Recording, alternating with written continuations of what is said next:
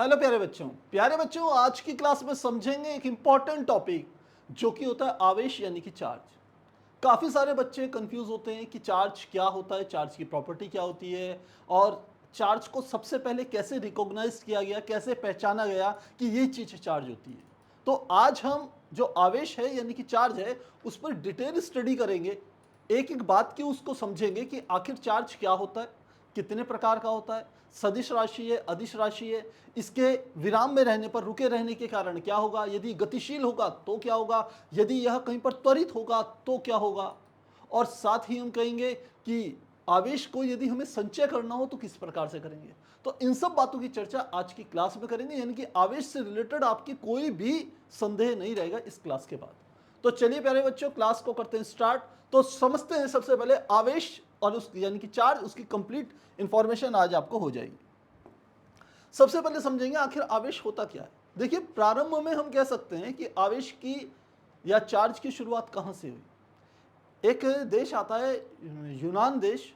यूनान में क्या हुआ था कि लोगों ने या वैज्ञानिकों ने ये ऑब्जर्व किया, जब दो वस्तुओं को आपस में रगड़ा जाता है, जब दो वस्तुओं को आपस में रगड़ा जाता है तो उनके अंदर एक विशेष प्रकार का गुण उत्पन्न हो जाता है कि वो हल्की वस्तुओं को अपनी ओर आकर्षित करना शुरू कर देते हैं। जब दो वस्तुओं को आपस में रगड़ा जाता है तो उनके अंदर ऐसा गुण आता है जिससे द्वारा वह हल्की वस्तुओं को अपने अंदर या अपनी ओर आकर्षित करते हैं, और इसी प्रॉपर्टीज को हम बाद में जाकर के कहते हैं कि वो क्या थे, आवेश थे। तो डिटेल में समझेंगे इस चीज को, बिल्कुल ज्यादा जल्दबाजी नहीं करेंगे। तो देखिए क्या है, हमने कहा कि दो वस्तुओं को रगड़ा, अब रगड़ने के कारण उनके अंदर जो ये गुण उत्पन्न होता है उसको कहते हैं हम, वो इलेक्ट्रीफाई हो गए, यानी कि वह क्या हो गए, विद्युतमय हो गए। तो क्या है, जब दो वस्तुओं को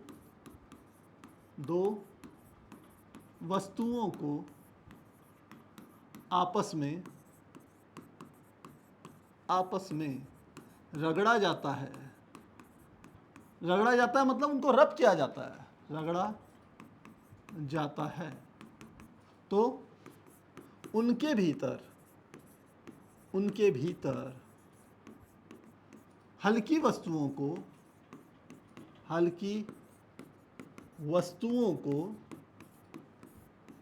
आकर्षित करने का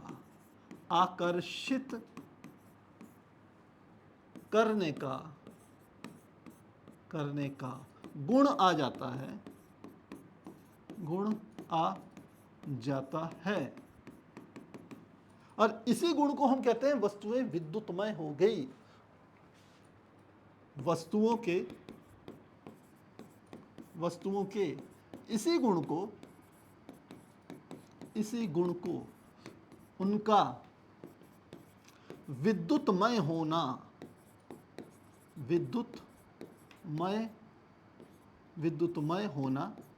कहा जाता है।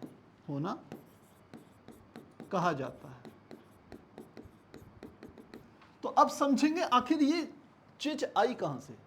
कुछ वैज्ञानिकों ने क्या करा कि स्टार्टिंग में तो क्या करा था कि एक छड़ को अंबर से रब किया था।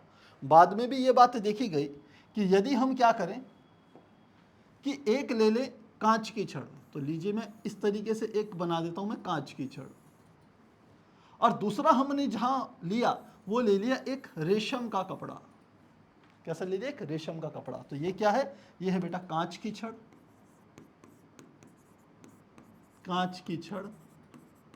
और दूसरा था रेशम का कपड़ा।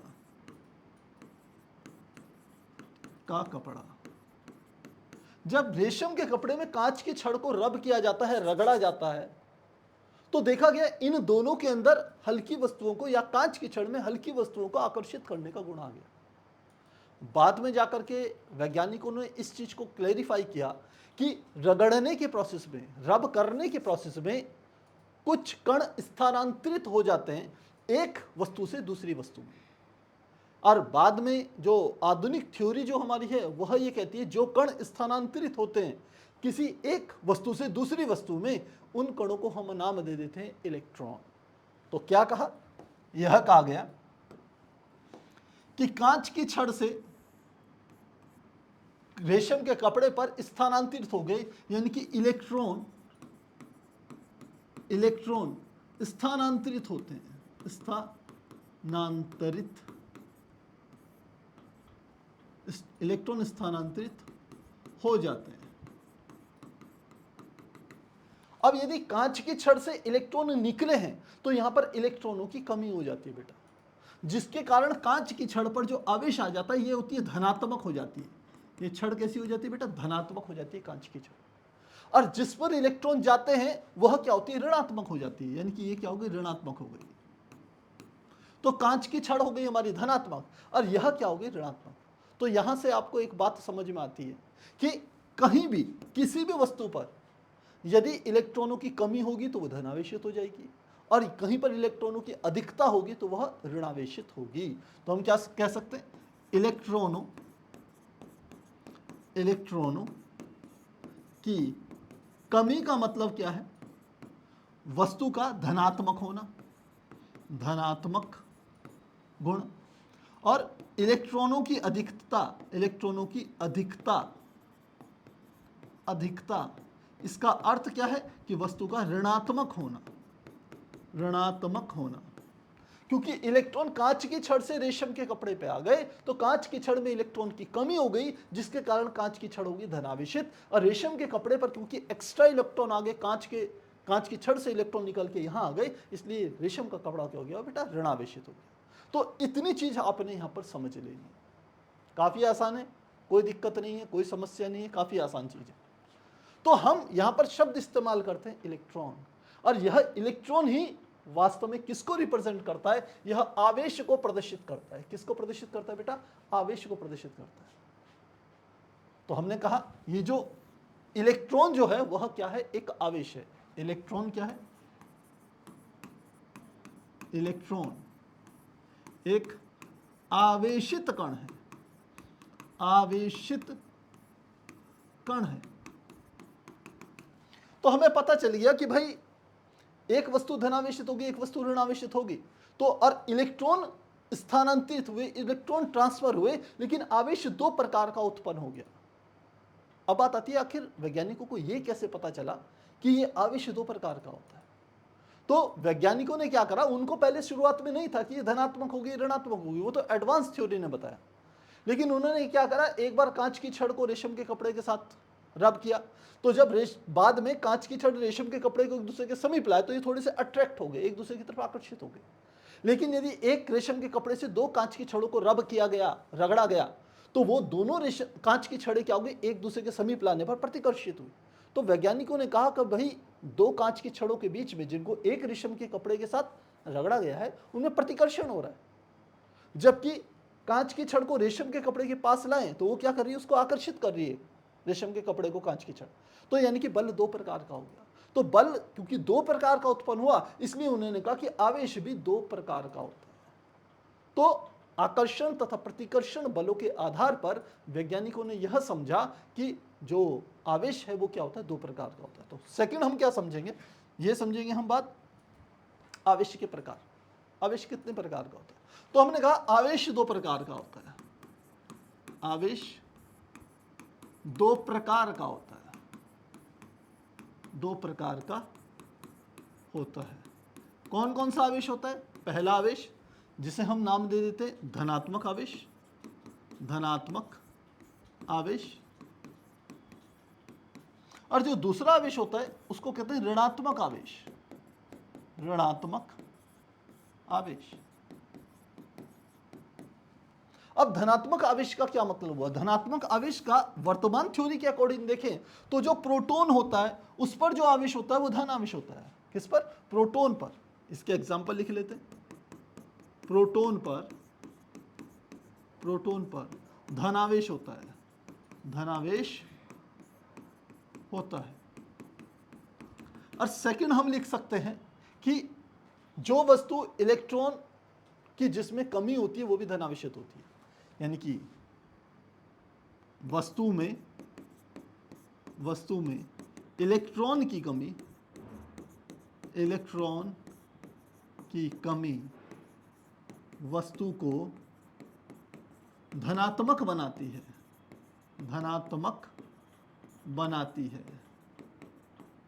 तो हमने दोनों बातें समझ ली यहां पर। दूसरा समझते हैं कि आखिर ऋणावेश क्या हुआ। दूसरा प्रकार जो है वो क्या है, ऋणावेश है। अब ये ऋणावेश कैसे होती है वस्तु में, तो एक तो है ऋणावेश का तरीका कि हमने कहा इलेक्ट्रॉन अतिरिक्त आ जाए, और यदि कणों के रूप में बात करूं तो मैं कह सकता हूं कि इलेक्ट्रॉन पर ऋणावेश होता है। इसके एग्जाम्पल में क्या लिख सकते हैं, इलेक्ट्रॉन पर ऋणावेश होता है, ऋणावेश होता है। और सेकंड हम कह सकते हैं कि किसी वस्तु में इलेक्ट्रॉन की अधिकता उसे ऋणावेशित बनाती है। किसी वस्तु में इलेक्ट्रॉन की अधिकता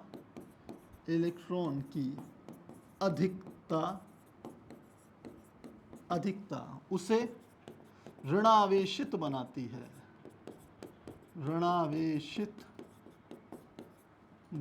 है, जैसा कि हमने अभी आपको पीछे बताया। अब बात आती है, ये जो हमने बोला है कि वस्तु में इलेक्ट्रॉन की कमी उसे धनात्मक बनाती है और किसी वस्तु में इलेक्ट्रॉन की अधिकता उसे ऋणात्मक बनाती है, ऋणावेशित बनाती है, इसका क्या मतलब हो। तो समझना इसके बेसिक, हम डीप में इसमें जा रहे हैं। और हम क्या कहते हैं कि कोई भी वस्तु हम यदि लें तो वो अणुओं से मिलकर के बनी होती है या परमाणु से मिलकर बनी होती है। तो आपको पता है जो वस्तुएं होती वह किससे मिलकर के बनी होती है, अणु से मिलकर के बनी होती है। और अणु सामान्यतः किससे मिलकर के बने होते हैं, परमाणु से मिलकर के बने होते हैं। ठीक है, अब हम परमाणु लेवल पे जाकर के इस चीज को समझने की कोशिश करते हैं। मैं कोई भी एक परमाणु ले लूं, सबसे आसान एग्जांपल होता है, देखिए सोडियम का परमाणु हमने ले लिया। आपको पता है सोडियम का जो परमाणु क्रमांक होता है वो होता है 11। तो परमाणु क्रमांक कितना है बेटा इसका, 11। तो इलेक्ट्रॉनिक विन्यास इसका निकलता है 2 8 1। ये हो गया। पहली कक्षा में 2 इलेक्ट्रॉन, दूसरी में 8, तीसरी में 1। यानी कि इसको बनाया जाए तो मैं ये कहूं यदि ये न्यूक्लियस है, ये नाभिक है, न्यूक्लियस है, तो इसकी पहली कक्षा, ये उसकी दूसरी कक्षा और ये उसकी तीसरी कक्षा होगी। और इसमें देखें, इसमें उसके 2 इलेक्ट्रॉन होते, इसमें उसके 8 इलेक्ट्रॉन होते, और इसमें उसके अंतिम कक्षा में कितने होते, 1 इलेक्ट्रॉन होते हैं। तो ये इसका इलेक्ट्रॉनिक विन्यास है, पहली कक्षा में 2, दूसरी कक्षा में 8 और तीसरी कक्षा में 1 इलेक्ट्रॉन। अब समझना कि इस परमाणु में यदि इसका परमाणु क्रमांक 11 है तो इसमें प्रोटॉनों की संख्या भी 11 है और इलेक्ट्रॉनों की संख्या भी 11 होती है। क्या कहा मैंने कि परमाणु क्रमांक 11 का मतलब है इलेक्ट्रॉनों की संख्या बराबर कितनी होगी बेटा, 11। और ऐसे ही हम कहेंगे इसमें प्रोटॉनों की संख्या वह भी कितनी होगी, 11। दोनों इलेक्ट्रॉन और प्रोटॉनों की संख्या बराबर होती है। एक इलेक्ट्रॉन पर जो आवेश होता है, एक इलेक्ट्रॉन पर जो आवेश होता है बेटा, आवेश वह बराबर होता है 1.6 गुणा 10⁻⁻19 कूलाम के बराबर होता है। 1.6 गुणा 10⁻⁻19 कूलाम। जबकि एक प्रोटॉन पर जो आवेश होता है, प्रोटॉन पर आवेश जो होता है, ये इलेक्ट्रॉन का आवेश माइनस में होता है, ध्यान रखेंगे, और प्रोटॉन का आवेश प्लस में होता है, 1.6 गुणा 10⁻⁻19 कूलाम ये होता है। तो यहां पर पहली तो एक बात ये समझ में आनी चाहिए कि आवेश का जो मात्रक होता है वो कूलाम होता है। इससे हमें ये बात पता चलती है, क्या पता चलता है कि आवेश का मात्रक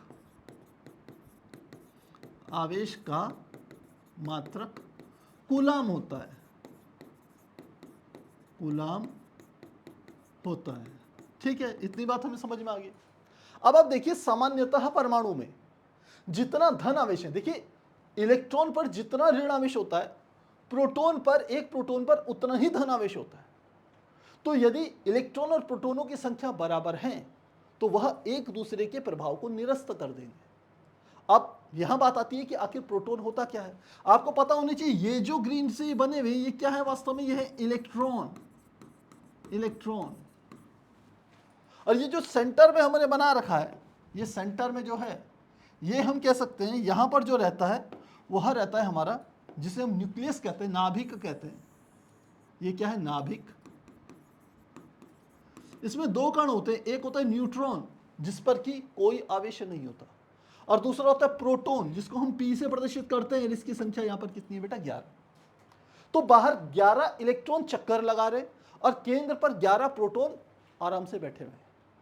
तो इनका कुल जो प्रभाव है, कुल आवेश है, वो एक दूसरे के बराबर और विपरीत है। 11 प्रोटॉन और 11 इलेक्ट्रॉनों का कुल आवेश एक दूसरे के बराबर और विपरीत है, इसलिए यह एक दूसरे के प्रभाव को निरस्त कर देते हैं। तो सामान्य अवस्था में कोई भी जो परमाणु होता है, जैसे सोडियम का जो परमाणु है, यह होता है उदासीन। तो कोई भी परमाणु सामान्य अवस्था में उदासीन होता है। यह बात आपको यहां पर समझनी है। क्या कहा हमने?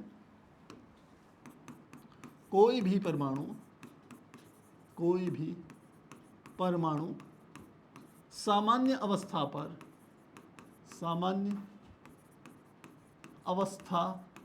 में उदासीन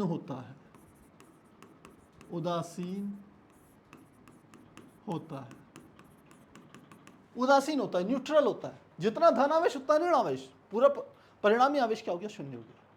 अब समझिए कि यदि कहीं पर सोडियम क्या करे, एक इलेक्ट्रॉन यदि किसी को दे दे तो क्या होगा? एक इलेक्ट्रॉन सोडियम के देने से इस पर, क्योंकि ये बाहर की कक्षा में केवल इलेक्ट्रॉन ही दे सकता है, प्रोटॉन नहीं दे सकता। नाभिक के अंदर प्रोटॉन बड़े शक्तिशाली तरीके से बंधे हुए रहते हैं नाभिक से, इसलिए नाभिक के भीतर के कणों को निकाल लेना कोई आसान काम नहीं है। उसके लिए एक अलग ही रिएक्शन होती है जिसे हम कहते हैं नाभिकीय अभिक्रिया। तो आप नाभिक के अंदर के न्यूट्रॉन और प्रोटॉनों को सामान्यतः आप नहीं निकाल सकते। तो आप जो निकालते हैं सामान्य प्रक्रिया में, वो क्या निकलता है? एक इलेक्ट्रॉन ही निकलता है। इलेक्ट्रॉन ही निकल सकता है और इलेक्ट्रॉन ही कहीं किसी परमाणु में अतिरिक्त आ सकता है। तो यदि हम सोडियम से एक कण निकाले, इलेक्ट्रॉन निकालेंगे, तो क्या हो जाएगा? अब इसको समझते। मैंने कहा सोडियम से Na से एक इलेक्ट्रॉन निकलने पर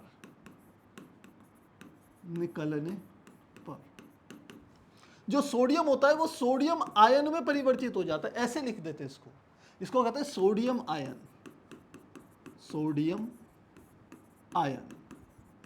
अब ऐसा क्यों कहते हैं? इलेक्ट्रॉन निकल गया तो इसके ऊपर प्लस क्यों आ रहा है? ये धनात्मक आयन क्यों बन रहा है? इस बात को समझना। जैसे एक इलेक्ट्रॉन निकला तो यानी कि अब इसमें मैं बात करूं तो प्रोटॉनों की संख्या कितनी हो जाएगी बेटा? नाभिक में प्रोटॉनों की संख्या तो 11 की 11 रहेगी, लेकिन इलेक्ट्रॉनों की संख्या कितनी हो जाएगी? इलेक्ट्रॉनों की संख्या अब कितनी हो जाएगी बेटा? 10। प्रोटॉनों की संख्या कितनी होगी बेटा? 11, और इलेक्ट्रॉनों की संख्या कितनी होगी? 10।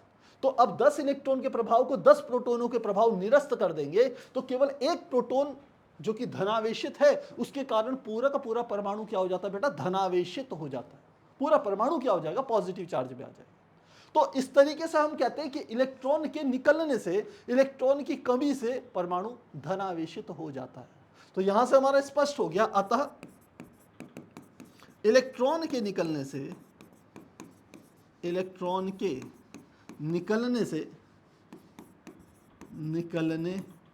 या कमी से परमाणु क्या होगा? धनावेशित हो जाता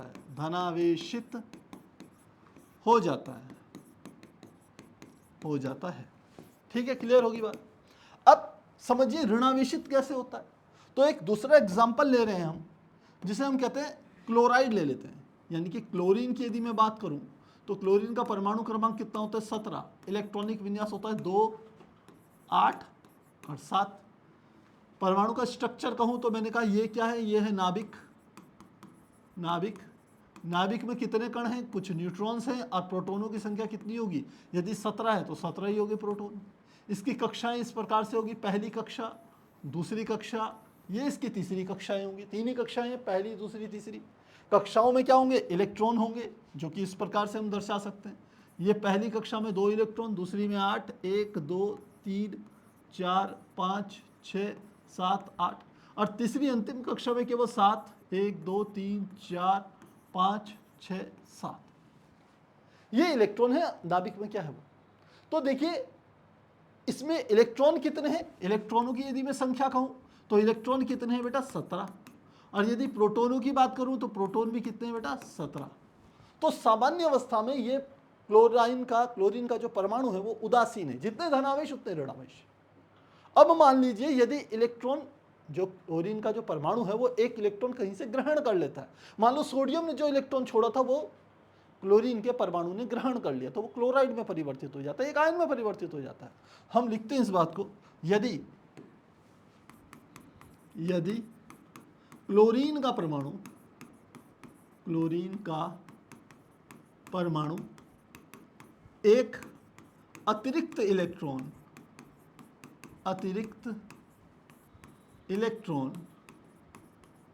ग्रहण कर ले, कहीं से एक अतिरिक्त इलेक्ट्रॉन ले ले, तो क्या होगा? अब इलेक्ट्रॉनों की जो संख्या हो जाएगी वो कितनी हो जाएगी? अंतिम कक्षा में 7 था, वो बन के 8 हो जाएगी, यानी कि वो अष्टक नियम का पालन करेगा, तो 8 हो गई, तो टोटल इलेक्ट्रॉन कितने होंगे बेटा? 18। जबकि प्रोटॉन जो नाभिक में है वो नहीं बदलेंगे, इसलिए प्रोटॉनों की संख्या कितनी होगी? 17 की 17 ही होगी। तो अब इलेक्ट्रॉन पे ऋण आवेश है, वो 18 माइनस वाले कण हैं, प्रोटॉन पे धन आवेश है, वो 17 कण है, तो ऋण वाले कण धन वाले कणों से एक ज्यादा हो गए। अब एक ज्यादा है क्योंकि इलेक्ट्रॉन की संख्या ज्यादा हो गई, क्योंकि एक इलेक्ट्रॉन अतिरिक्त हो गया, इसके कारण पूरा का पूरा परमाणु क्या हो जाता है? ऋणावेशित हो जाता है। तो इस बात को लिखते हैं, क्योंकि एक इलेक्ट्रॉन अतिरिक्त आ गया,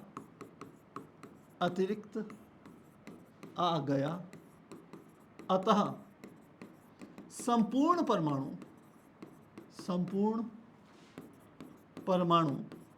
कैसा हो गया? ऋणावेशित हो जाता है,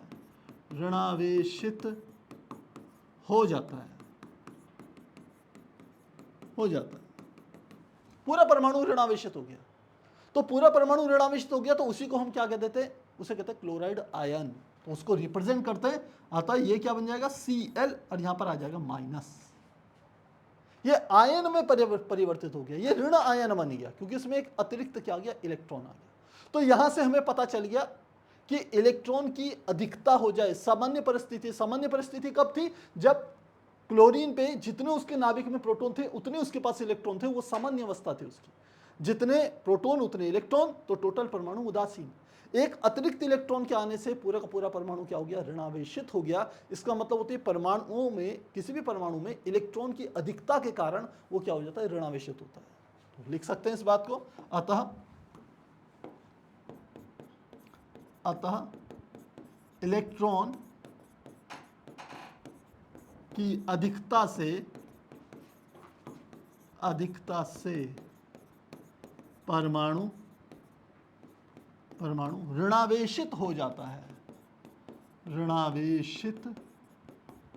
हो जाता है। तो प्यारे बच्चों, यदि आपने इतनी बात पेशेंस होकर के मेरी समझ ली, तो समझ लीजिए आपको कोई परमाणु कब ऋणावेशित होगा, कब धनावेशित होगा, कब हम कह सकते हैं उदासीन रहेगा, ये सारी बातें समझ में आ गई। अब यदि किसी भी एक वस्तु क्योंकि परमाणु से मिलकर बना है, उसका एक परमाणु भी यदि धनावेशित या ऋणावेशित हो जाता है, तो पूरी की पूरी वह वस्तु क्या होगी? ऋणावेशित या धनावेशित ही हो जाएगी, केवल एक परमाणु के परिवर्तित होने से। तो एक परमाणु, मान लो मेरे पास कोई एक मान लो सोडियम का ही एक तत्व है, और सोडियम का उसमें से सारे के सारे परमाणुओं में से मेरे पास छोटा सा है, एक तिनके के बराबर है, उसमें केवल एक परमाणु यदि क्या हो जाए? धनावेशित हो जाए, तो वो सोडियम का पूरा जो तिनके के आकार का जो सोडियम है वो पूरा का पूरा धनावेशित हो जाएगा। जरूरी नहीं कि सारे के सारे परमाणु धनावेशित हों तभी धनावेशित होगा, एक परमाणु के धनावेशित होने पे पूरा का पूरा टुकड़ा क्या होगा? धनावेशित होगा। आपने इस प्रकार से इसको समझना। तो ये हमारी क्या हो गई? यहाँ पर धनावेशित ऋणावेशित की बात। अब यहाँ पर मैंने आपको अभी बात समझाई पीछे कि जब हम आवेश को, दो आवेशों को आपस में रगड़ते हैं तो ये इलेक्ट्रॉन स्थानांतरित हो जाते हैं। तो बहुत से बच्चों के दिमाग में एक प्रश्न आता है कि सर, रगड़ने से इलेक्ट्रॉन क्यों स्थानांतरित हो गए, और क्या किन्हीं भी दो वस्तुओं को आपस में रगड़ें तो क्या इलेक्ट्रॉन ट्रांसफर होते हैं? तो हमारा जवाब है कि पहली बात तो किसी भी दो वस्तुओं को यदि आपस में रगड़ेंगे तो आवश्यक नहीं है कि किसी एक वस्तु से दूसरी वस्तु में इलेक्ट्रॉन स्थानांतरित हो ही जाएं, ऐसा कोई जरूरी नहीं। वो कुछ वस्तुओं के कुछ निश्चित जोड़े हैं जिनको रब करने पर इलेक्ट्रॉन का स्थानांतरण होता है। अब बात आती है कि आखिर कुछ जोड़ों में, कुछ पेयर्स में ही ऐसा क्यों होता है, और किससे इलेक्ट्रॉन निकलेगा? इससे इलेक्ट्रॉन निकल रहा है, इस पे क्यों जा रहा है भाई? इससे इलेक्ट्रॉन निकल के इस पे क्यों नहीं जा रहा? तो बात समझना, जब हम दो वस्तुओं को आपस में रब करते हैं, आप यदि हाथ को यदि रगड़ोगे, थोड़ी देर तक रगड़ोगे, आप देखते हो आपके हाथ गर्म हो जाते हैं। तो ऐसे ही जब दो वस्तुओं को आपस में रगड़ा जाता है तो उनके रगड़ने से ऊष्मा उत्पन्न होती है। जब ऊष्मा उत्पन्न होती है तो वह ऊष्मा क्या होती है, उस वस्तु के द्वारा उस वस्तु जिन परमाणुओं से मिलकर के बनी है उन परमाणुओं तक पहुंचती है। और परमाणु की अंतिम कक्षा में कौन से होते हैं बेटा? इलेक्ट्रॉन होते हैं। तो यदि इलेक्ट्रॉन उस ऊष्मा को ग्रहण करते हैं तो इलेक्ट्रॉन नाभिक के आकर्षण बल से मुक्त हो जाते हैं और वहां से बाहर निकल जाते हैं। बाहर निकलते हैं तो किसी दूसरे वाले जो वस्तु दूसरी वस्तु है वहां पर स्थानांतरित हो जाते हैं। इस प्रकार से इलेक्ट्रॉन का स्थानांतरण होता है। समझाता हूं आपको बात। मैंने कहा मैंने इस प्रकार से एक छड़ ली थी। ये मेरे पास किसकी छड़ थी बेटा? कांच की छड़ थी, कांच की छड़। इसको मैंने क्या करा, किससे रगड़ दिया? इसको मैंने कहा इस प्रकार से रेशम के कपड़े से रगड़ दिया, रेशम का कपड़ा। अब इसके एक परमाणु की बात कर लेते हैं, एक परमाणु की बात करते हैं। परमाणु, एक परमाणु, एक परमाणु को समझते हैं। इसका जो भी परमाणु होगा उसका ऐसा न्यूक्लियस होगा, ये उसका क्या होगा? नाभिक होगा। और नाभिक पर क्या होगा? प्रोटॉन्स होंगे, न्यूट्रॉन होंगे और क्या होंगे? प्रोटॉन भी होंगे। एन कॉमा यहाँ पे लिख लेते हैं पी। और ये उसकी कुछ कक्षाएं होंगी। इस तरीके से मैंने कुछ कक्षाएं बना दी, बीच में जितनी भी कक्षाएं होंगी, ठीक है। और अंतिम कक्षा में कुछ क्या होंगे? इलेक्ट्रॉन्स होंगे। मान लेते हैं मैंने ये कुछ इलेक्ट्रॉन बना दिए, ये 3 इलेक्ट्रॉन बना दिए। जब मैं इसको रब करता हूं, इस कांच की छड़ को रगड़ता हूं, तो इन इलेक्ट्रॉनों पर रगड़ने के कारण ऊष्मा ये क्या कर लेते? प्राप्त कर लेते हैं। तो इन इलेक्ट्रॉनों को क्या मिल गई बेटा? ऊष्मा मिल गई। इनको, इन इलेक्ट्रॉनों को क्या मिल गई? ये अतिरिक्त ऊष्मा प्राप्त करते हैं, अतिरिक्त ऊष्मा प्राप्त करते हैं। अतिरिक्त क्यों कह रहा हूं? क्योंकि रूम टेम्परेचर पे, सामान्यता पे, रूम टेम्परेचर लगभग 27 डिग्री सेंटीग्रेड होता है, 300 केल्विन से माना जाता है। उस ताप पर कोई भी जो इलेक्ट्रॉन होते हैं उनके अंदर कुछ ना कुछ ऊष्मा या ऊर्जा रहती है। तो जब हम किसी पदार्थ को रब करते हैं तो रगड़ने से जो ऊष्मा उत्पन्न होती है वो उसके परमाणुओं के द्वारा उसके इलेक्ट्रॉनों पर ट्रांसफर हो जाती है। अब ये इलेक्ट्रॉन सामान्यतः इस नाभिक के आकर्षण, नाभिक में कैसा आवेश है? धन आवेश है। इलेक्ट्रॉन पे कैसा आवेश है? इस पे ऋण आवेश है। तो ये धन आवेशित नाभिक ऋणावेशित इलेक्ट्रॉन को बाहर नहीं निकलने देता, आकर्षण बल के कारण बांध के रखता है। तो जब इसको ऊष्मा के रूप में ऊर्जा प्राप्त होती है तो ये इसके आकर्षण बल से मुक्त हो जाता है और ये क्या कर देता है? अतिरिक्त ऊष्मा पाकर के यहां से बाहर निकल जाएगा इलेक्ट्रॉन, इस तरीके से बाहर निकल जाता है, जिससे पूरा का पूरा परमाणु क्या हो गया बेटा? ये बन गया धनावेशित। इसलिए ये कांच की छड़ क्या हो जाती है? धनावेशित हो जाती है। और ये यहां से निकलता है और कहां पहुंच जाता है? रेशम के कपड़े के पास जाता है और वो क्या कर लेता है? इसको अवशोषित कर लेता है, उसको ग्रहण कर लेता है, जिसके कारण इलेक्ट्रॉनों का स्थानांतरण होता है।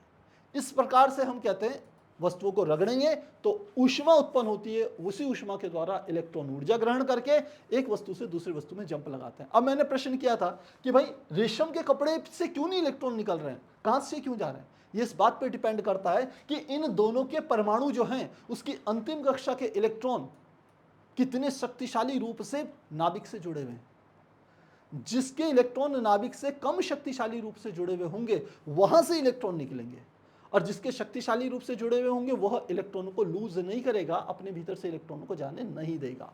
ये रीजन है कि रेशम के कपड़े की जो परमाणु हैं उसकी अंतिम कक्षा का जो इलेक्ट्रॉन होगा वो नाभिक से इतनी शक्तिशाली रूप से बंधा हुआ रहता है कि वह जो नाभिक होता है इलेक्ट्रॉन को बाहर नहीं जाने देता, इसलिए इसके इलेक्ट्रॉन इसी पे रहते हैं, लेकिन इसके इलेक्ट्रॉन ट्रांसफर होकर यहाँ तक पहुंच जाते हैं। ये रीजन है बेटा, समझ में आ गई होगी बात। चलिए आगे देखते हैं। तो यहां तक हमने बात कर ली थी। अब है आवेश के गुणधर्म। ठीक है, हमने कहा आवेश क्या हो गया, यह भी बता दिया हमने कि जो आवेश है वो एक ऐसी प्रॉपर्टी है जिसके द्वारा वस्तुओं के अंदर आकर्षण का गुण आ जाता है, हल्की वस्तुओं को आकर्षित करने का गुण आ जाता है। वो चीज क्या हो जाती है? उसकी आवेश कहलाती है। 2 प्रकार का हो गया, धनात्मक ऋणात्मक। अब आवेशों के गुणधर्म क्या है, तो गुणधर्म में सब चर्चा करेंगे। सबसे पहले आवेश एक अदिश राशि है। इंपॉर्टेंट बात, ये कैसी राशि है? एक अदिश राशि है, स्केलर, इसकी दिशा नहीं होती, आवेश की कोई दिशा नहीं होती। तो आवेश कैसी राशि है? अदिश राशि। इसका मतलब है यदि मैं 2 आवेशों को आपस में जोड़ूं, मेरे पास 2 आवेश हैं, आवेश को सामान्यतः Q से रिप्रेजेंट करते हैं, तो मैंने कहा Q1 बराबर है प्लस 3 कूलाम, और दूसरा मैंने कहा Q2 बराबर कितना है, -2 कूलाम। तो यदि मुझे Q1 प्लस Q2 निकालना है, Q1 प्लस Q2, तो सिंपल जैसे मैं गणितीय अंकों को जोड़ता हूं ऐसे ही आपने जोड़ देना है। तो पहला कितना आ गया, ये 3 कूलाम आ गया, और प्लस कर देंगे, कितना आ गया, -2 है तो यहाँ लिख लेंगे -2, तो क्या आ जाएगा, 3 माइनस की प्लस में गुणा होगी -2, यानी कि क्या आ गया, 1 कूलाम। और कैसा आ गया 1 कूलाम, ये धन आवेश आ गया बेटा, क्या आ गया। पर यहां पर एक बात समझना, ये धन आवेश और ऋण आवेश ये वास्तव में क्या करते हैं, किसी कण की प्रकृति को प्रदर्शित करते हैं। जैसे मैंने कहा इलेक्ट्रॉन पे ऋण आवेश आता है और प्रोटॉन पे धन आवेश होता है, यह इलेक्ट्रॉनों की प्रकृति को व्यक्त कर रहे हैं। ये गणितीय नंबर की तरह नहीं है कि प्लस का मतलब ये नहीं है ज्यादा और ऋण का मतलब ये नहीं है कम। जैसे आप गणित में आप कहो कि भाई ये 3 नंबर है +3, और मैं -3 में यदि बताऊं कि कौन बड़ा है कौन छोटा है, तो आप कह सकते हो कि भाई +3 नंबर बड़ा होता है -3 नंबर से। लेकिन यदि मैं आपको कह दूं कि +3 कूलाम आवेश है, +3 कूलाम आवेश है और -3 कूलाम आवेश है, आप बताइए इनकी तुलना कीजिए, तो आप नहीं कहेंगे कि +3 कूलाम आवेश -3 कूलाम आवेश से बड़ा है, क्योंकि ये उनकी प्रकृति को बताता है, उनके नेचर को बता रहा है। इनको आप कंपेयर नहीं कर सकते, इस बात को समझिए। तो आवेश पहली बात क्या है, अदिश राशि है, यानी कि जैसे गणित की संख्याओं को जोड़ते हैं वैसे ही आप आवेशों को जोड़ तथा गुणा भाग कर सकते हैं, जोड़ा जा सकता है इनको, ठीक है। दूसरी बात, यदि ये चलेंगे तो इनके चलने से इनको किसी दिशा की आवश्यकता नहीं है, मतलब हमारे को ये बताना नहीं पड़ेगा कि आवेश चल रहा है तो किस दिशा में चल रहा है, ऐसे बताने की आवश्यकता नहीं। और सदिश राशियां वे राशियां होती है जिनको व्यक्त करने के लिए दिशा की आवश्यकता होती है, तो आवेश के लिए दिशा की आवश्यकता नहीं है। इसका मात्रक क्या होता है बेटा, कूलाम होता है। क्लियर हो गया। अब अगला, आवेश का स्थानांतरण, स्थानांतरण किया जा सकता है, यानी कि आवेश को एक वस्तु से दूसरी वस्तु में स्थानांतरित कर सकते हैं। मेरे पास कोई एक वस्तु है, ये मैंने एक वस्तु ले ली, पहली वस्तु है वस्तु 1, और ये दूसरी वस्तु है, यह है वस्तु 2। ऐसा संभव है कि मैं इन दोनों वस्तुओं को आपस में संपर्क में ला करके आवेश को स्थानांतरित करा दूं। इसके लिए हमने क्या करना है कि मान लेते हैं पहली वस्तु पर, इस वस्तु पर जो आवेश है, कुछ मैं इसमें और इसमें आवेश की मात्रा ही ले लेता हूं। चलिए ये मैंने इस तरीके से, या सामान्य ले लेते हैं, चलिए और अच्छा क्लियर हो जाएगा आपको। लीजिए मैंने 2 वस्तुएं बना ली, हमने 2 वस्तुएं बना ली। लीजिए एक गोला ये ले लिया और एक गोला ये ले लिया, 2 गोले ले लिया, ठीक है। इस पर जो आवेश का मान था, इस पर आवेश का मान 6 कूलाम था। कूलाम को सी से व्यक्त करते हैं तो 6 कूलाम लिख लेते हैं, चलिए 6 कूलाम आवेश है। और इस पर जो आवेश है वो 2 कूलाम आवेश है। ये दोनों अलग अलग थे, आकार में बराबर थे, इस पे 6 कूलाम आवेश, इसमें 2 कूलाम आवेश। आपने कोई कंडक्टर वायर लिया, किसी चालक तार से इसको जोड़ दिया, ये दोनों भी चालक थे। चालक तार से जोड़ने पर क्या होता है, आवेश स्थानांतरित होते हैं अधिक आवेश से कम आवेश की तरफ, बशर्ते इन दोनों का आकार समान हो। धारिता वाले टॉपिक पे आप इसको ज़्यादा डिटेल में समझ पाएंगे। तो यदि इन दोनों का आकार समान है, डायमेंशन सेम है, समान पदार्थ के बने हुए हैं, तो उच्च से निम्न की तरफ आवेश बहना शुरू हो जाएगा। इसमें 6 कूलाम आवेश है तो ये कुल 6 यहाँ से ट्रांसफर होकर के 2 में जाएगा, यानी कि ये तब तक जाता रहेगा जब तक दोनों पर समान आवेश ना रहे। तो बाद में जो इन पर आवेश होगा वह 6 + 2 कितने हो गए बेटा, 8 हो गए। तो इस पर भी 4 कूलाम आवेश बचेगा बाद में, और इसमें भी बच जाएगा 4 कूलाम आवेश रह जाएगा।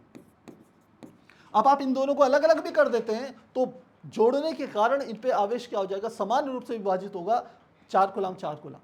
तो इसका मतलब है ये क्या प्रदर्शित करता है कि आवेश को स्थानांतरित किया जा सकता है, एक वस्तु से दूसरी वस्तु में डाला जा सकता है। इंपॉर्टेंट बात है, इसके ऊपर बहुत बार न्यूमेरिकल पूछे जाते हैं कि एक वस्तु का, ठीक ऐसे ही पूछा जाएगा, एक वस्तु पे 6 कूलाम आवेश है और उसी समान आकार की ऐसी ही दूसरी वस्तु पर 2 कूलाम आवेश है, उन दोनों को आपस में जोड़ करके अलग कर दिया जाता है। अब बताइए उन पर आवेश की मात्राएं क्या होगी। तो जो भी आवेश की मात्रा होगी, पहले पर Q1 है, दूसरे पर Q2 है, तो Q1 + Q2/2 होगी, बशर्ते ध्यान दीजिए यदि दोनों का आकार समान है, समान पदार्थ की बनी हुई है, तभी, अन्यथा आप ऐसा नहीं कर पाएंगे, ठीक है। तो ये आवेशों को स्थानांतरित किया जा सकता है, हमने यहाँ पर ये बात देखी। अगली प्रॉपर्टीज देखें तो यह था आवेश का क्वांटीकरण। क्वांटाइजेशन ऑफ चार्ज जिसे कहा जाता है। क्वांटाइजेशन ऑफ चार्ज का मतलब क्या होता है? क्वांटाइजेशन ऑफ चार्ज का मतलब होता है कि आवेश की एक न्यूनतम मात्रा फिक्स है, नियत है, आप उससे कम आवेश प्राप्त नहीं कर सकते या उससे कम आवेश अभी तक ज्ञात नहीं है। ठीक है, यानी कि किसी भी वस्तु पर कोई एक आवेश होगा तो वह एक न्यूनतम मान का पूर्ण गुणज होगा। क्या कहते? किसी वस्तु पर, किसी भी वस्तु पर आवेश की मात्रा एक न्यूनतम मान की पूर्ण गुणज होती है, पूर्ण गुणज होती है। और इसी नियम को हम कहते हैं आवेश का क्वांटमीकरण। तो किसी वस्तु पर यदि आवेश यदि Q है तो उस पर टोटल आवेश को हम लिखते हैं प्लस माइनस n इंटू ई। इससे प्रदर्शित किया जाता है। जहां आपको पता होना चाहिए, जहां n का जो मान होगा वो 0 हो सकता है, 1 2 3 एंड सो ऑन, ये हो सकता है। और जो e का मान होगा, e का मान प्लस माइनस होगा, या प्लस माइनस भी ना लिखें सीधे क्योंकि प्लस माइनस यहीं लिखा हुआ है, तो यहाँ लिख सकते हैं 1.6 गुणा 10 की घात माइनस 19 कूलम। यानी कि किसी भी वस्तु पर जो कुल आवेश होगा वो इस मान का पूर्ण गुणज होगा। n का मान 0 1 2 3 है तो n की जगह 1 2 3 या 0 इसी तरीके के नंबर आएंगे, पूर्ण संख्याएं आएंगी, फ्रिक्शनल नहीं आएंगी, दशमलव में नहीं आएंगी। ध्यान देना बेटा इस बात का। यानी कि वह इस नंबर का 1 गुना 2 गुना 100 गुना 200 गुना 1000 गुना लाख गुना हो सकता है, लेकिन क्या नहीं हो सकता? 1.5 गुना नहीं हो सकता। इस मात्रा का किसी वस्तु पर आवेश 1.5 गुना, 2.25 गुना, 2.5 गुना, 4.25 गुना, 10.25 गुना, 11.25 गुना ऐसा नहीं हो सकता। फ्रिक्शन में नहीं हो सकता, पूर्ण गुणज ही होगा। इसको कहा जाता है क्वांटाइजेशन ऑफ चार्ज। तो जो न्यूनतम, कम से कम जो चार्ज किसी वस्तु पर संभव है उसका मान 1.6 गुणा 10 की घात माइनस 19 कूलम है। इससे कम आवेश किसी वस्तु पर हो भी नहीं सकता। यह क्वांटाइजेशन ऑफ चार्ज इस बात को हमको समझाता है। यहां पर बात क्लियर होगी। अब बात आती है कि आखिर इसका पता क्या चला, पता कैसे चला। तो ज्यादा डिटेल में नहीं जाएंगे। एक साइंटिस्ट थे, उन्होंने एक एक्सपेरिमेंट किया था, उसे कहते हैं तेल बूंद प्रयोग। क्या आ जाता है? तेल बूंद प्रयोग। ठीक है, तेल बूंद प्रयोग के द्वारा हमें यह पता चला कि किसी वस्तु पर आवेश की न्यूनतम मात्रा इतनी संभव है। और जिस वैज्ञानिक ने यह प्रयोग किया था उसे कहते थे मिलिकन। तो तेल बूंद प्रयोग किसने किया था? मिलिकन का। यहां पे लिख सकते हैं मिलिकन का तेल बूंद प्रयोग। इस प्रयोग के आधार पर हमें पता चलता है कि आवेश की न्यूनतम मात्रा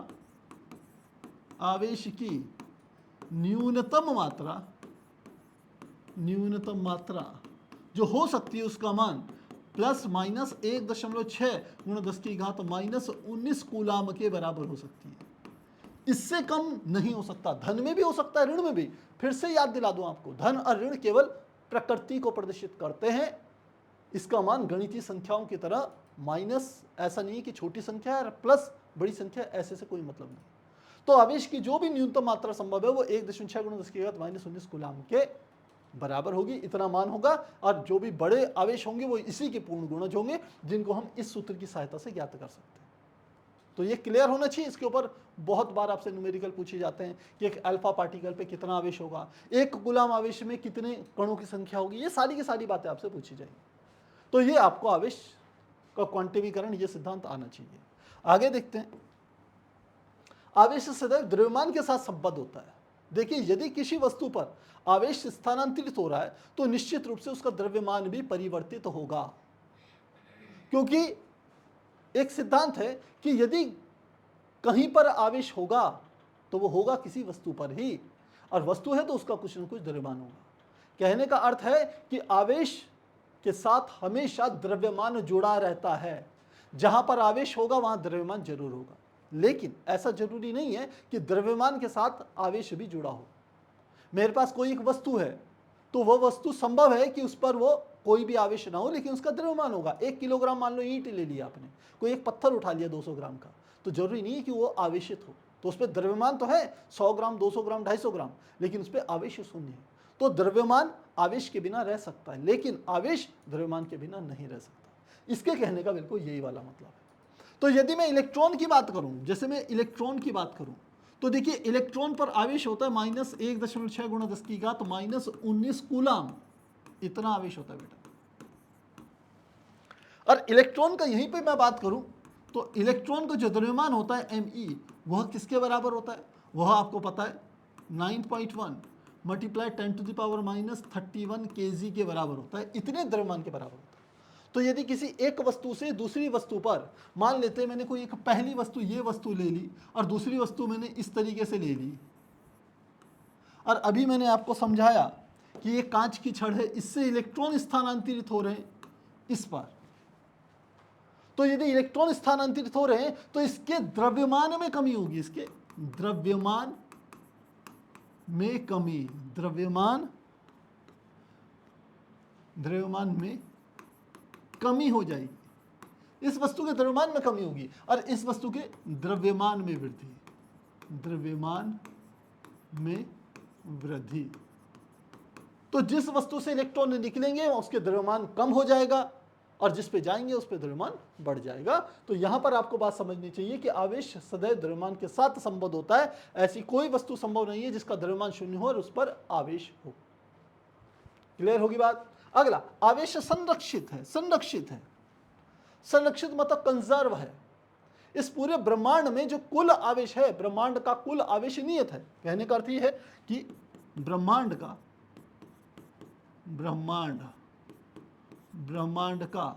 कुल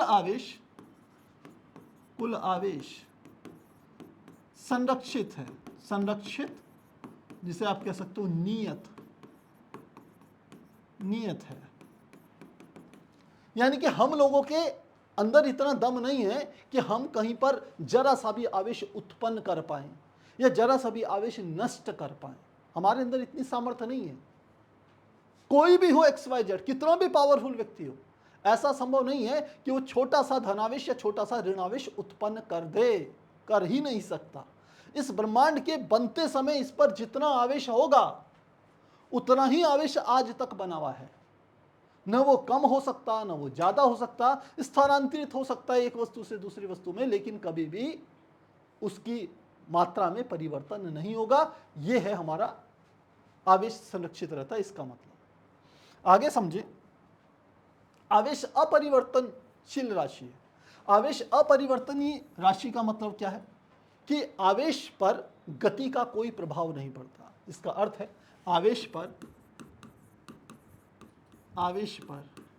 गति का कोई प्रभाव नहीं पड़ता, कोई प्रभाव नहीं पड़ता,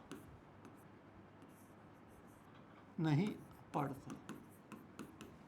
तो हम कहेंगे कि किस चीज पे गति का प्रभाव पड़ता है? भाई द्रव्यमान पे गति का प्रभाव पड़ता है। समझना, यहां पे मैं आपको बात समझा दूं कि द्रव्यमान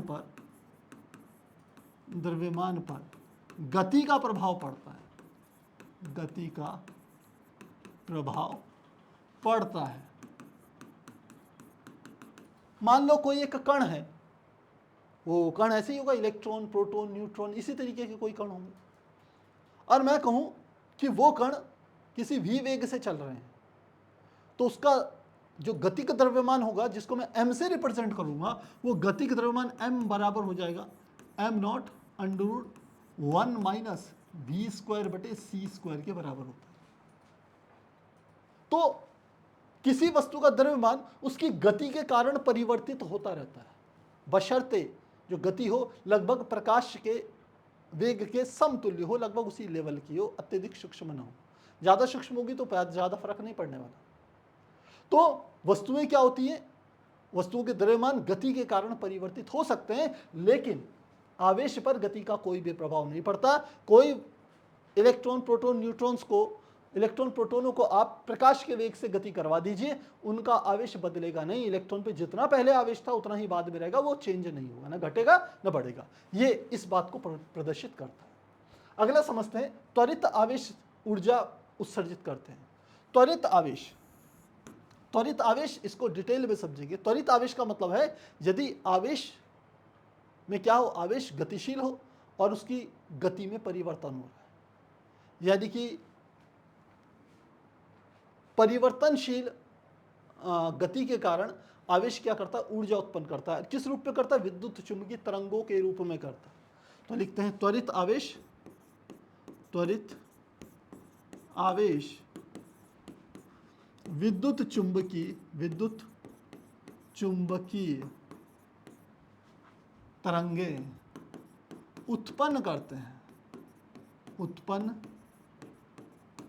हैं, विद्युत चुंबकीय जो तरंगे हैं और कुछ नहीं है बेटा, ऊर्जा का ही एक रूप है।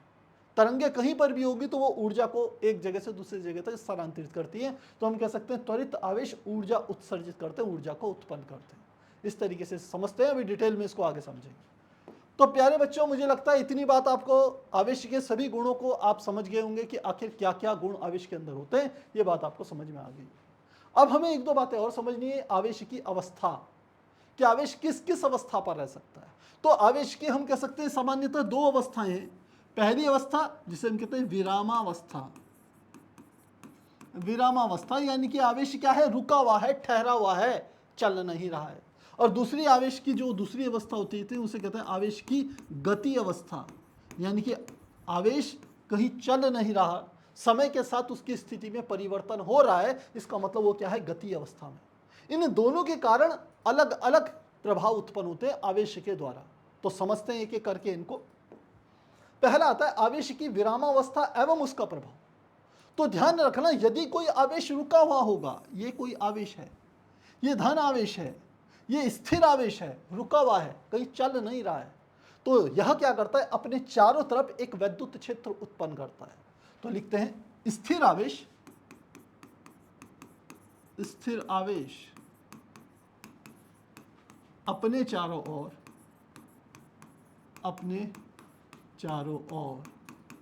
वैद्युत क्षेत्र उत्पन्न करता है, वैद्युत क्षेत्र उत्पन्न करता है। काफी इंपॉर्टेंट पॉइंट है बेटा, ध्यान रखना, आगे इनके ऊपर बहुत सारे प्रश्न पूछे जाते हैं।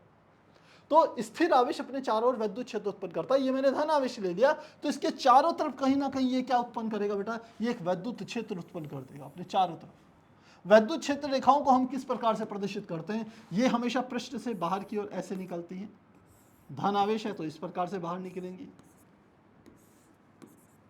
धन आवेश से वैद्युत क्षेत्र रेखाएं क्या होंगी, बाहर की ओर निकलती हैं, ध्यान रखना इस तरीके से। और यदि हम दूसरा आवेश ले लें जो कि कैसा है, ऋण आवेश है मान लो, और इसका मैं क्षेत्र बना लूं, ये मैंने इसका क्षेत्र बना लिया, तो ऋण आवेश पर वैद्युत क्षेत्र रेखाएं बाहर से अंदर की ओर आती हैं, इस तरीके से आती हैं बेटा।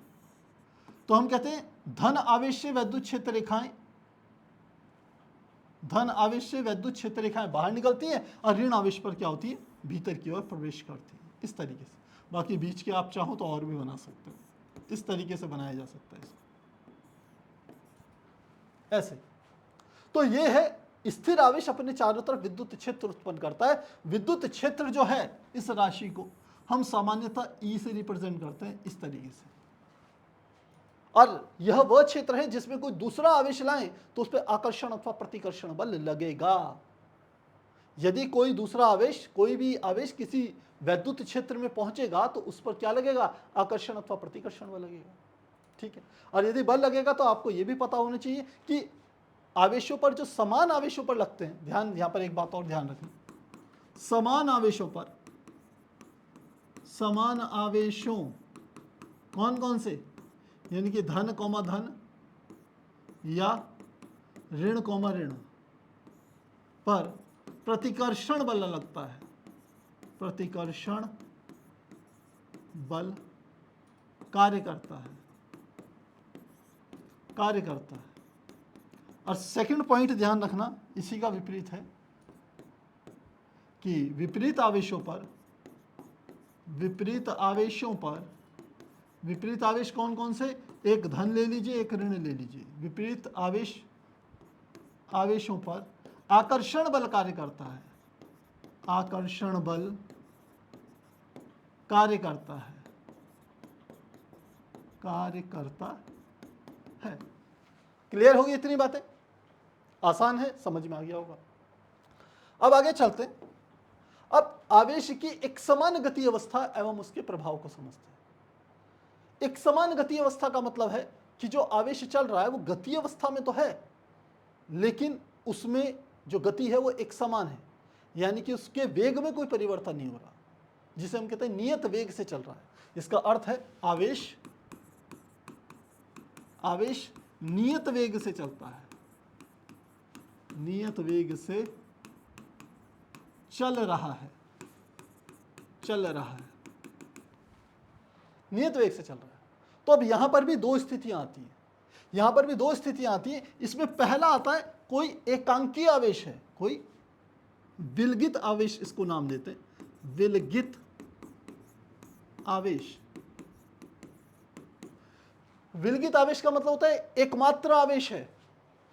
मैंने कोई वस्तु ले ली, उसको धनावेश दे दिया, मैंने ऐसा गोला ले लिया, उसको धनावेश दे दिया, ये विलगित आवेश है। तो विलगित आवेश यदि नियत वेग से चलता है तो ध्यान रखना उसके चारों तरफ वैद्युत क्षेत्र और चुंबकीय क्षेत्र दोनों उत्पन्न होते हैं। तो विलगित आवेश के नियत वेग से चलने पर, नियत वेग से चलने पर उसके चारों तरफ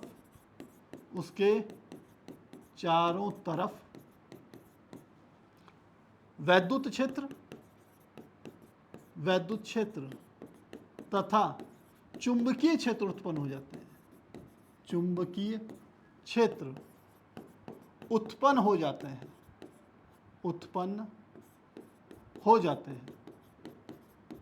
इंपॉर्टेंट बात है बेटा, स्थिर आवेश, केवल स्थिर आवेश वैद्युत क्षेत्र उत्पन्न करता है, और एक समान गति से चलता हुआ आवेश वैद्युत क्षेत्र के साथ साथ बेटा चुंबकीय क्षेत्र भी उत्पन्न करेगा, बशर्ते वो क्या हो, विलगित आवेश हो, एक अलग सा आवेश हो, तब वो ऐसा करेगा। और आवेश के गति से सबसे बड़ा जो प्रभाव उत्पन्न होता है वह होता है विद्युत धारा प्रवाहित होती है। यानी कि क्या लिखेंगे, आवेश के गतिशील होने पर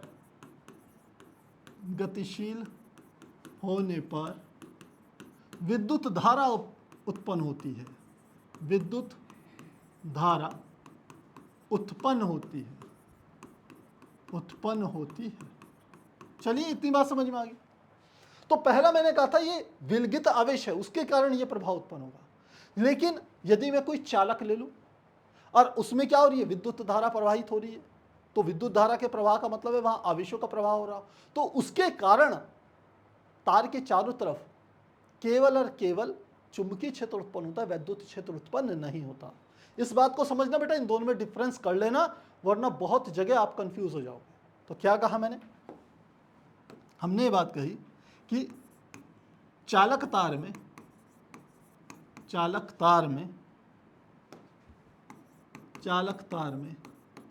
धारा प्रवाह के कारण, धारा प्रवाह क्यों होगा, आवेशों की गतिशीलता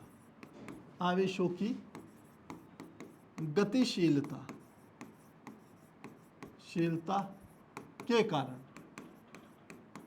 ठीक है। तो चालक तार में धारा प्रवाह के कारण क्या उत्पन्न होगा, केवल चुंबकीय क्षेत्र उत्पन्न होता है, चुंबकीय क्षेत्र उत्पन्न होता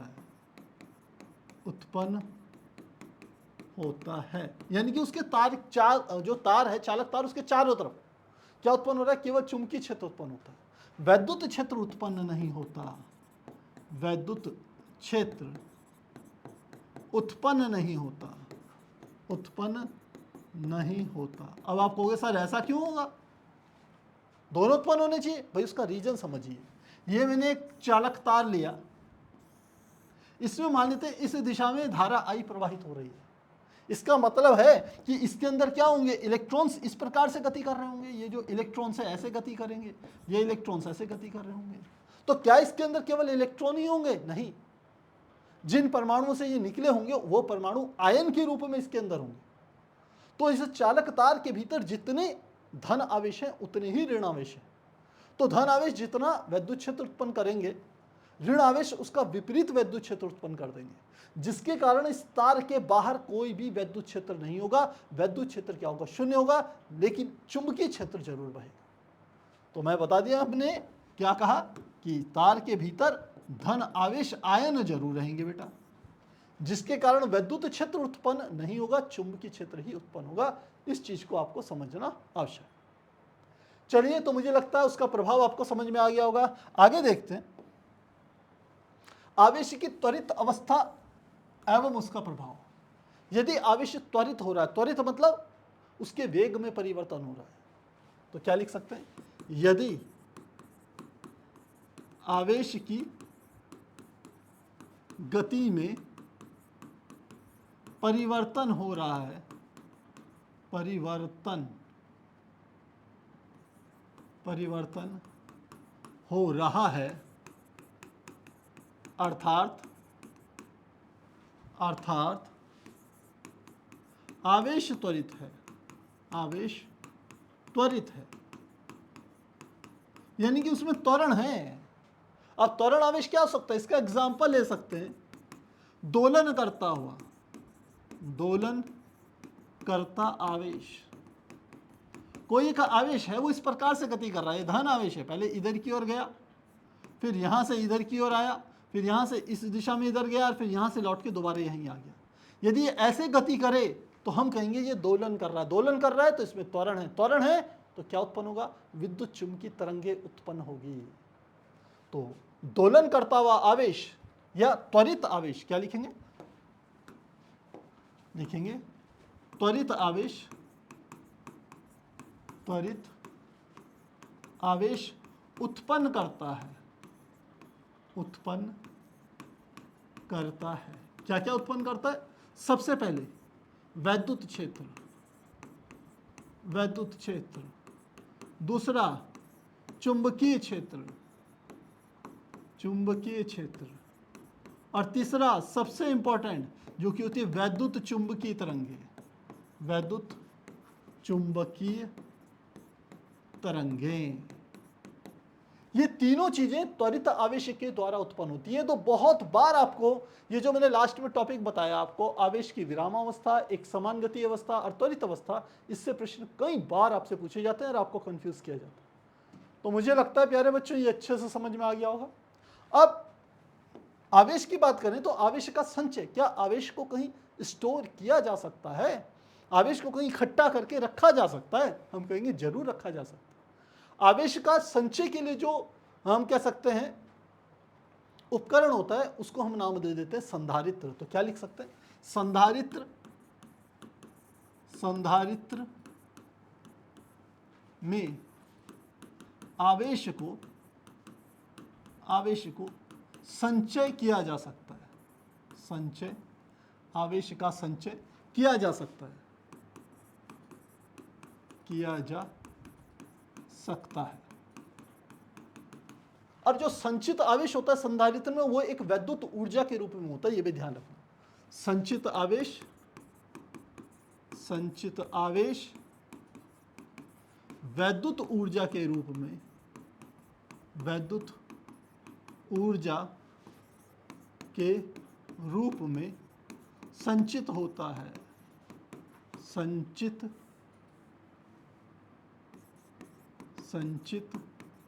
होता है। तो यदि मैं ऐसा एक संधारित्र बना दूं, ये पहला हो गया, ये दूसरा हो गया, एक पर जितना धन आवेश है उतना ही दूसरे पर क्या है बेटा? ऋण आवेश है। ये मिलकर के क्या बन रहा है? ये संधारित्र बन रहा है, जिसे आप इंग्लिश में कैपेसिटर कहते हैं, ये बन रहा है। तो इसके अंदर जो ऊर्जा होगी, जो वैद्युत ऊर्जा होगी, वैद्युत ऊर्जा, उसको U से प्रदर्शित करेंगे, U बराबर 1/2 CV²। इस तरीके से इसको प्रदर्शित किया जा सकता है। अन्य भी बहुत सारे सूत्र होते हैं, क्यू स्क्वायर अपॉन सी होता है, अन्य भी होते हैं, लेकिन ये एक बेसिक फार्मूला यू बराबर 1/2 CV², जहां सी इस संधारित्र की धारिता, वी इसकी प्लेटों के बीच का क्या होता है बेटा, विभव होता है। और इस तरीके से हम कह सकते हैं कि आवेश को आप संचित कर सकते हैं। जब आप इसका संचय करेंगे तो वास्तव में आप विद्युत ऊर्जा का ही संचय कर रहे हैं। और इसके लिए उपकरण कौन सा होता है बेटा, संधारित्र होता है, जिसके डिटेल में हम संधारित्र वाले टॉपिक में इसको डिटेल में समझेंगे। तो प्यारे बच्चों, मुझे लगता है यहाँ पर आपको अब, यदि आपने डिटेल में ये सारी चीज़ें मेरे से इस वीडियो में समझ ली है, तो आप समझ लीजिए आवेश के बारे में आपको पूरी की पूरी जानकारी होगी। और आवेश से रिलेटेड कहीं भी कोई भी प्रश्न आपके सामने आएंगे, डेफिनेटली आप उसका आंसर दे पाएंगे। तो काफ़ी आसान है। बाकी आपको पता होना चाहिए, चालक यदि कोई है तो उसमें आवेश एक बिंदु से दूसरे बिंदु तक चल सकता है, जबकि यदि हमारे पास कोई कुचालक है तो उसमें आवेश चलता नहीं है, जिस स्थान पे छोड़ दें उसी स्थान पर वह रुका रहता है। ये सब चीज़ें हम आगे के टॉपिक्स में भी पढ़ सकते हैं। तो प्यारे बच्चों, आज के लिए मुझे लगता है इतना काफ़ी है। सभी बच्चों का क्लास को ज्वाइन करने के लिए बहुत बहुत धन्यवाद। मिलते हैं नेक्स्ट क्लास में।